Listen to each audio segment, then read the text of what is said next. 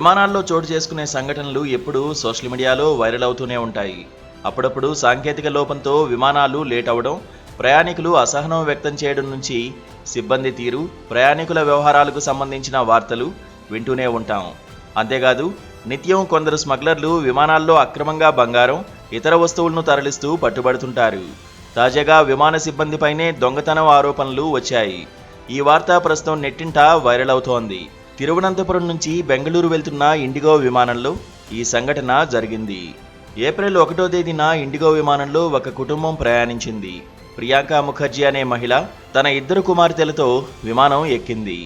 ఆమె తిరువనంతపురం నుంచి కోల్కతా వెళ్లాల్సి ఉంది. అయితే విమానం ఎక్కిన తర్వాత ఫ్లైట్ టేకాఫ్ తీసుకుంది.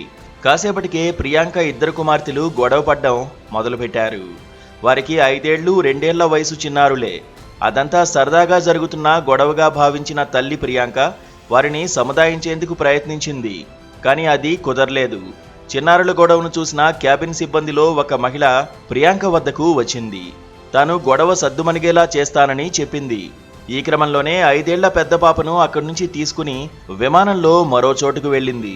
అక్కడ పాపతో కాసేపు మాట్లాడి గొడవను మర్చిపోయేలా చేసింది.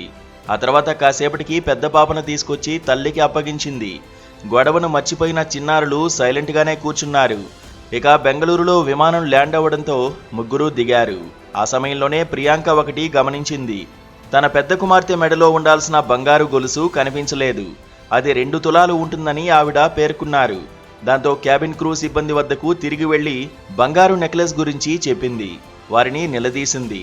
వారు మాత్రం తమకేమీ తెలియదని అన్నారు. విమానంలో ఉన్న మహిళా సిబ్బంది ఒకరే ఈ పని చేశారని, పాపను పక్కకు తీసుకెళ్లి దాన్ని తీసుకునుంటుందని అనుమానం వ్యక్తం చేసింది. ఈ క్రమంలోనే సదరు మహిళ కెంపెగౌడ అంతర్జాతీయ విమానాశ్రయం పోలీస్ స్టేషన్లో నెక్లెస్ గురించి ఫిర్యాదు చేసింది. కేసు నమోదు చేసుకున్న పోలీసులు దర్యాప్తు ప్రారంభించారు.